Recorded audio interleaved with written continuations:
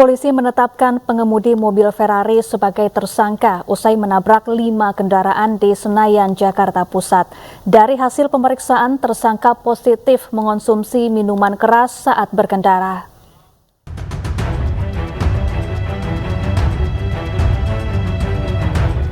Sebuah mobil sport mewah menabrak 5 kendaraan di Senayan, Jakarta Pusat, Minggu, sekitar pukul 3:30 dini hari. Pengemudi Ferrari ini pun terlibat keributan dengan korban dan pengendara lain. Bahkan pengemudi Ferrari sempat memukul salah satu korban. Sebelum menabrak, mobil ini melaju dalam kecepatan tinggi. Akibatnya, 2 orang terluka. Polisi kemudian menangkap pengemudi mobil RAS dan menetapkannya sebagai tersangka. Dari hasil pemeriksaan, tersangka positif mengonsumsi minuman keras saat mengemudi. Untuk pengemudi kendaraan Ferrari inisial R sudah kita lakukan pemeriksaan dan sudah dilakukan gelar perkara untuk ditingkatkan statusnya menjadi tersangka. Memang dari hasil pemeriksaan kita cari sedang ataupun setelah menggunakan mengkonsumsi alkohol. Tersangka dijerat dengan pelanggaran Undang-Undang Lalu Lintas dan Angkutan Jalan karena melakukan kelalaian yang mengakibatkan orang lain terluka. Dari Jakarta, Rizky Falupi, iNews melaporkan. Pemirsa, bentrokan di perkebunan sawit di Desa Bangkal, Kalimantan Tengah berbuntut panjang. Hasil autopsi menemukan korban tewas akibat ditembus peluru tajam yang diduga berasal dari senjata petugas. Rekan-rekan sudah agak bisa diperingatkan lagi. Bentrokan antara warga Desa Bangkal, Kabupaten Seruyan dengan aparat kepolisian yang tengah melakukan pengamanan di perkebunan sawit berbuntut panjang. Pasalnya bentrokan itu memakan 1 korban yang tewas akibat tembakan peluru tajam yang diduga berasal dari senjata aparat keamanan. Dari hasil otopsi yang disampaikan kepada pihak keluarga, ditemukan bahwa korban meninggal dunia akibat terkena peluru tajam yang mengenai dada kanan korban. Hal ini diungkapkan pasca keluarga korban datang ke rumah sakit untuk mengetahui hasil otopsi terhadap korban. Padahal sebelumnya, Polda Kalimantan Tengah mengklaim tak ada personil yang dibekali dengan peluru tajam saat bentrokan terjadi. Dan kami sampaikan bahwa pasukan personil gabungan TNI Polri itu di lapangan tidak dibekali dengan peluru tajam. Mereka dibekali dengan gas air mata, kemudian peluru hampa dan peluru karet. Dan apabila nanti terbukti ada oknum personil anggota yang melakukan penembakan dengan senjata tajam, dengan senjata ataupun dengan peluru tajam, kami akan melakukan investigasi lebih lanjut dan kita akan melakukan proses penyelidikan. Mungkin itu. Pasca kejadian ini, Polda Kalimantan Tengah berjanji melakukan investigasi dan akan menindak tegas personel yang melanggar prosedur pengamanan saat bentrokan dengan warga terjadi. Dari Kota Waringin Timur, Kalimantan Tengah, Normansyah, iNews melaporkan.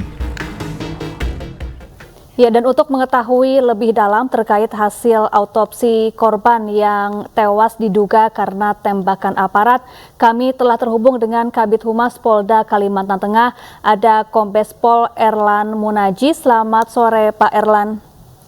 Selamat sore, Mbak. Siapa?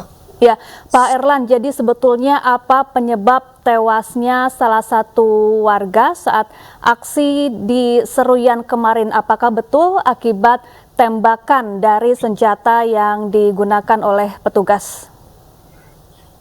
Baik, terima kasih Mbak Sepa.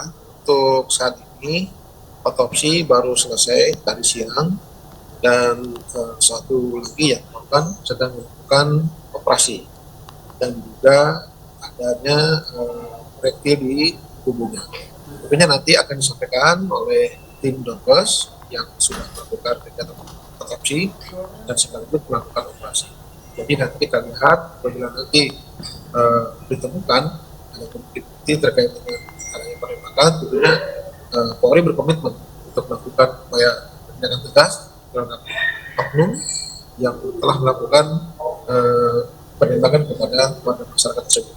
Itu sudah menjadi komitmen kita sebagai Polri dan pimpinan kita baik Bapak Kapolri dan Kapolda untuk menindaklanjuti apabila ada oknum yang melanggar ataupun yang melakukan penembakan tidak sesuai prosedur. Itu Mbak. Baik Pak Erlan, jadi bisa dipastikan bahwa korban ini meninggal dunia akibat tembakan senjata api, begitu ya Pak?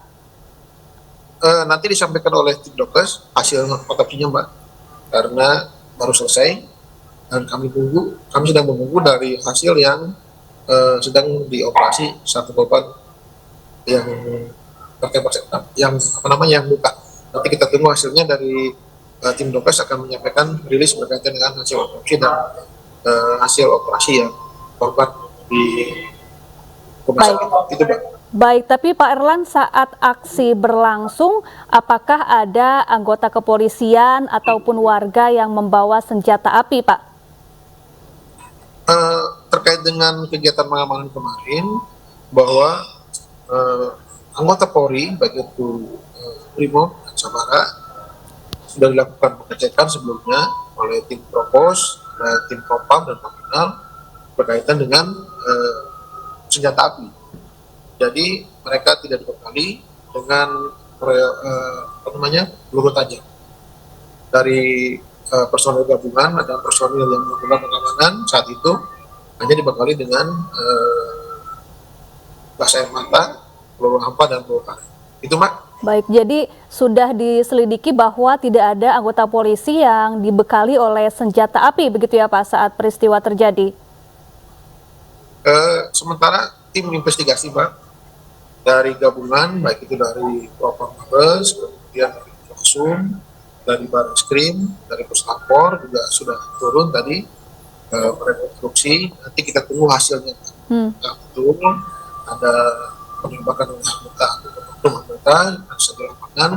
Tentunya nanti kita tunggu hasil dari rekomendasi dari tim gabungan tersebut terhadap hasil kegiatan pengamanan tersebut. Dari hasil autopsi ada berapa luka tembakan yang ada di tubuh korban, Pak? Nah itu Mbak, kami nunggu nanti rilis dari tim dokes Mbak ya. Hasilnya bagaimana, kemudian lukanya di mana, kemudian akibat meninggalnya apa, nanti kami nunggu setelah hasil operasi yang satunya lagi rekannya. Nanti setelah dua-duanya selesai nanti kita sampaikan kepada total ada berapa orang yang menjadi korban luka maupun meninggal dunia saat demo kemarin, Pak? Untuk korban saat ini hanya ada 2 Mbak ya. Yang satu meninggal dunia dan satu luka di bagian pinggang. Itu Mbak. Baik. Lalu sebetulnya Pak, sebetulnya seperti apa atau bagaimana kronologi tewasnya korban saat aksi kemarin? Apakah peristiwa itu terjadi saat demo sedang ricuh atau saat demo sedang berlangsung tertib? Jadi mohon izin Mbak kami sampaikan bahwa saat itu ada sekelompok oknum masyarakat yang akan melaksanakan dan sedang melaksanakan panggil massal di areal Kebun Sawit di pos 3 dan pos 9. Tentunya dari laporan masyarakat tersebut kami melakukan kegiatan patroli dan mencoba untuk menghalau masyarakat yang akan melakukan dan sedang melakukan panggil massal. Tentunya ini menjadi catatan kami bahwa kita melakukan himbauan terlebih dahulu, dan proses penghimbauan mereka terus menyerang dengan menggunakan ketapel, ada bom molotov juga yang kita temukan di lapangan, kemudian ada dodos, ada MTM. Tentunya ini membahayakan kepada petugas keamanan. Baik, terima kasih. Kita mencoba untuk melakukan menghimbau kembali, kita menggunakan gas air mata dan lain sebagainya. Akhirnya mereka mundur dan kami pun mundur. Ternyata ada informasi ada ini yang terus kami selidiki korban ini dan kita bawa ke rumah sakit dan ada 2 korban tersebut. Baik, terima kasih Pak Kombes Pol Erlan Munaji, Kabid Humas Polda Kalimantan Tengah telah bergabung bersama kami di iNews Sore.